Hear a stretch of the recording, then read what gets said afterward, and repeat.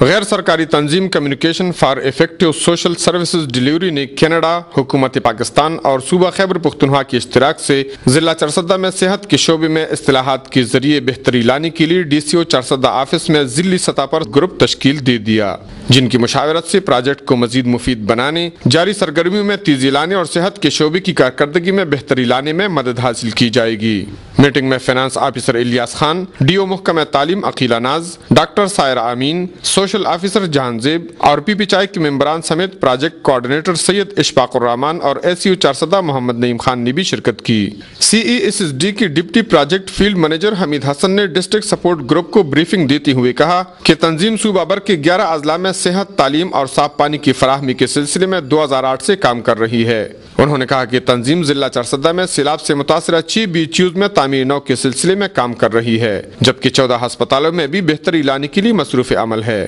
اے سی او چارسدہ محمد نعیم خان نے کہا کہ باقاعدہ منصوبہ بندی کے تحت اہداف کے حصول کو ممکن بنا کر اس کے فوائد عام آدمی تک پہنچائے جا سکتے ہیں۔ انہوں نے تنظیم کی جانب سے 6 یونین کونسل کی بنیادی مرکز صحت کے نمائندگان کو چیک حوالہ کیے۔ کیمرہ مین محمد جان دلسوز کے ساتھ کفایت اللہ، اے نیوز، چارسدہ۔